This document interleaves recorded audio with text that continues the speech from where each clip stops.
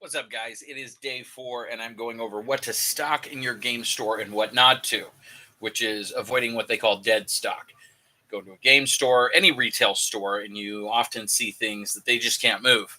Even if they clearance them out, nobody wants them. It's the reason why Halloween candy goes on sale the day after Halloween. It's because nobody's wanting Halloween decorations or Halloween candy in February. They're just not interested. So the thing is that I want you to get started with a good amount of inventory. One of the things that's really important, despite whatever store you're getting started with, is people are going to show up expecting to buy. I've started up game stores where we had like no inventory. I mean, my first store, I had no idea what I was doing as a business. We got furniture from thrift stores, and I don't mean we bought them. I mean, we went to the dumpsters where the thrift store threw out furniture they couldn't sell or wanted, and we dragged it back to our jankety store for teenagers to sit on. We'd throw like a sheet over it or whatever. We borrowed folding tables, folding chairs from people. I mean, it was embarrassing how jankety our first store was. We even brought stuff from home. We didn't even have inventory to sell. We were just selling time, like $5 a day to come and play. I think at the time it was $1 a day because we hadn't even worked out our pricing system. And the thing that we would sell, the only inventory we had was like soda and candy bars that we bought from Walmart. We didn't even have distributors. We just had this demand in our community for a place to play games. And so we just rented a cheap, small space, opened it up, didn't decorate it, folding chairs, folding tables. They didn't match, really bad shelves. Uh, our books, our own personal D&D books, our own personal Warhammer that people could borrow as a perk for coming in and paying the membership. And then they could buy sodas and candy. And we didn't even have like real soda there to start with. We saved money by buying the generic stuff like Big K, Cola, Dr. Thunder, stuff like that. And then as we started making a little bit of profit, we started buying, 24 packs of Pepsi, Mountain Dew, other things like that. But we would buy like the fundraiser boxes of candy bars that you'd get from Walmart. Because I lived in Alaska. We didn't have Costco or Sam's Club up there at the time. Now they do, of course. But we didn't know how to find distributors. This was back, I mean, over 20 years ago or so, something like that. So the internet wasn't even like really feasible for like looking like stuff like that up. Um, Long story short is I learned over time that inventory was so crucial above even paying bills. You wanted to make sure that you had your inventory covered because your inventory brings in profit that pays the bills. And I know that seems really solid to begin with, like no duh. But when you start needing to pay your bills and you have to choose between keeping the lights on or buying the next set of inventory, you're going to keep your lights on. You're going to pay that electric bill. But the problem is your inventory is going to thin out and thin out and thin out, which is why you always get inventory first. Always make sure you have stuff on the shelves. There's an 80-20 rule, which I don't really know how well it fits, but we'll talk about it anyways, which is 20% of the product is going to make 80% of your sales.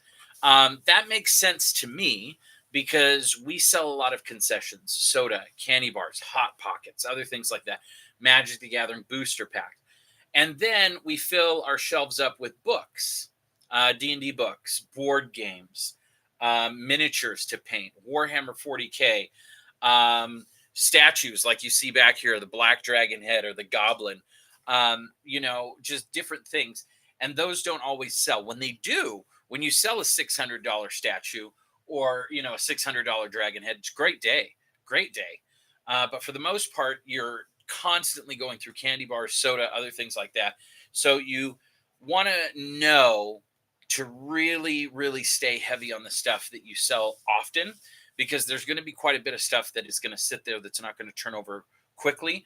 But it is important that you keep those things stocked because you never know when somebody's going to come in and they just have money and they're going to buy that thing. I know I picked up a metal batleth like from Star Trek, and I wrapped the handle in leather myself and put a price tag on it for like $300. That thing didn't move at all for months. I just figured it was just going to be a display item. But then one day, somebody that came from next door that was doing like rehabilitation therapy, like physical therapy, was like, man, I've been looking through your window for 6 months seeing that thing. I just got my disability check and I told myself that was the first thing I was going to buy. Go get that thing down from the wall. I'm buying it today. And they really hadn't come in the store that often. They didn't stay and play. They were wheelchair bound and they just were an older guy and they just wanted that one item. But I was so thankful because that $300 was mostly profit. And like it was just incredible. So the thing that you have to know to keep up is your trading card games, your D&D, dice, minis, accessories, and more. The accessories are going to be your hot item. Dragon sleeves for cards, dice boxes, all of those things are going to be really huge. And I wish I could give you like a key insight as to what's going to work better than not, but you're just going to open up your doors and pay attention yourself because literally your customers are going to buy what they buy and they're going to snub their nose at everything else. I've told you stories before of times where I opened up with small board game selection and I had to pivot and carry more board games because that's what people were buying. I started out heavy on like Warhammer and War Machine, and it sat on the shelf as dead stock, and I couldn't get it out the door. Finally, I had to just open my boxes and paint them myself and just make them free to play armies because there was somebody else, that was competition that had a bigger supply than I did, and they did better with their Warhammer selection, and people just buy their stuff there and come play it at my shop. So I stopped carrying it, but I did have the table space that they didn't. All of these things are just a big ball of like what to carry, what not to. But I would say the things that you want to avoid are what your distributor is trying to sell you. When you call that distributor up, their job is to push, their job is to sell. And so every single month, they're going to tell you about the biggest, hottest, newest, most amazing, incredible, fantastic, awesome, innovative, 5-star reviewed game. And literally a month later, it's going to sit on your shelf. I remember one time I let Games Workshop talk me into buying like 15 large boxes of Age of Sigmar. They're new, like third edition or something like that. And they had all of these incentives and everything like that.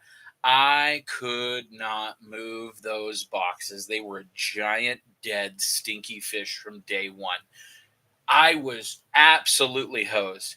100% had this idea that if I bought those boxes, I was going to increase my relationship with Games Workshop and I was going to start a good relationship with them. They don't care. They are just there to sell. They don't care if you say yes. They don't care how much you buy. It isn't going to improve the relationship. These are just pitfalls that I fell into early on. I want to be able to close this video because I'm going to really unpack more of this information later on. But if there's something that I'm missing, if there's something that you're not hearing or something I'm not going over, make sure that you let me know. Shoot me a question. I wish I had an answer, like a cheat sheet of these are the items to carry and these are the items that you don't want to carry. But I would just say make sure that you don't turn down a sale. Make sure that you have items in your store that can sell for $1 for somebody who can only afford $1.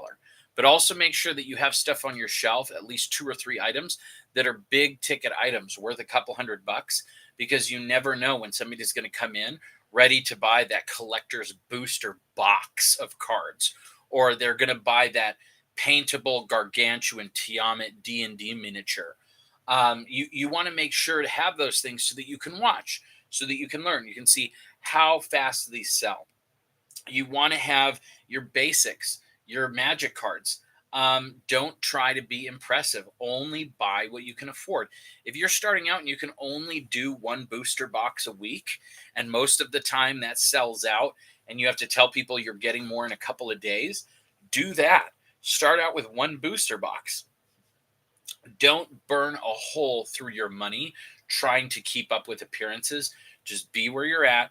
Tell people you're a starting store, you're getting more stuff in. And if you want, you can take special orders. Tell people, hey, I can order that for you. I can get you a little bit of a discount on it if you bought it from me or whatever. But make sure that you keep a tight rein on your inventory over everything else, over bills, over everything, because I've had that space where I kept paying bills and kept eating into my inventory until I basically had no inventory and my bills were lapsing and I didn't have the money to refill my inventory.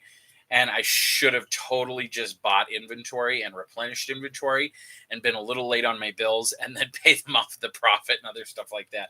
It's not sexy advice. Other people who own game stores be like, this is terrible advice, but this is the reality of running a game store. Always keep your inventory stocked. It's like keeping yourself fed. Yeah, anyways, that's going to be the end of it right now. Shoot me questions and I'll polish up this video later a little bit better.